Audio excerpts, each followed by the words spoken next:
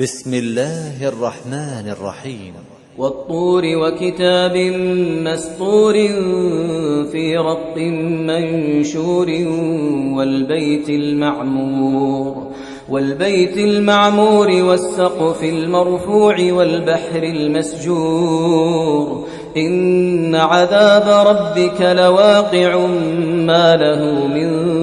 دافع يوم تمور السماء مورا وتسير الجبال سيرا فويل يومئذ للمكذبين الذين هم في خوض يلعبون يوم يدعون إلى نار جهنم دعا هذه النار التي كنتم بها تكذبون أفسحر هذا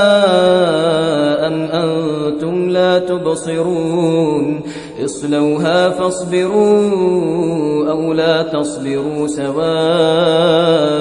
عليكم إنما تجزون ما كنتم تعملون إن المتقين في جنات ونعيم فاكهين بما آتاهم ربهم ووقاهم ربهم عذاب الجحيم كلوا واشربوا هنيئا بما كنتم تعملون متكئين على سرر مصفوفة وزوجناهم بحور عين والذين آمنوا واتبعتهم ذريتهم بإيمان ألحقنا بهم ذريتهم وما ألتناهم من عملهم من شيء كل امرئ بما كسب رهين وأمددناهم بفاكهة ولحم مما يشتهون يتنازعون فيها كأسا لا لغو فيها ولا تأثيم ويطوف عليهم غلمان لهم كأنهم لؤلؤ مكنون وأقبل بعضهم على بعض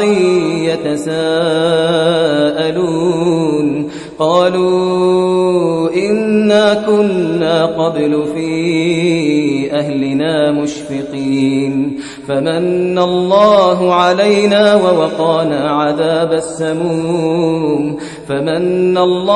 علينا ووقانا عذاب السموم إنا كنا من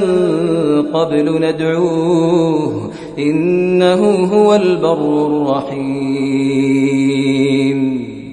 فذكر فما أنت بنعمة ربك بكاهن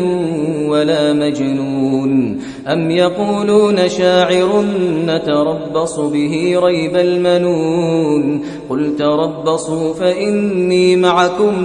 من المتربصين أم تأمرهم أحلامهم بهذا أم هم قوم طاغون أم يقولون تقوله بل لا يؤمنون فليأتوا بحديث مثله إن كانوا صادقين أم خلقوا من غير شيء أم هم الخالقون أم خلقوا السماوات والأرض بل لا يوقنون أم عندهم خزائن ربك أم هم المسيطرون أم لهم سلم يستمعون فيه فليأت مستمعهم بسلطان مبين أم له البنات ولكم البنون أم تسألهم أجرا فهم من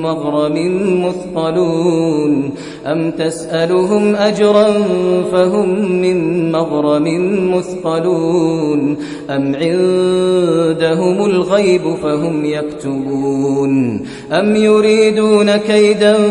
فالذين كفروا هم المكيدون أم لهم إله غير الله سبحان الله عما يشركون وإن يروا كسفا من السماء ساقطا يقولوا سحاب مركوم فذرهم حتى يلاقوا يومهم الذي فيه يصعقون يوم لا يغني عنهم كيدهم شيئا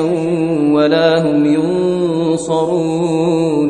وإن للذين ظلموا عذابا دون ذلك ولكن أكثرهم لا يعلمون واصبر لحكم ربك فإنك بأعيننا وسبح بحمد ربك حين تقوم ومن الليل فسبحه وإدبار النجوم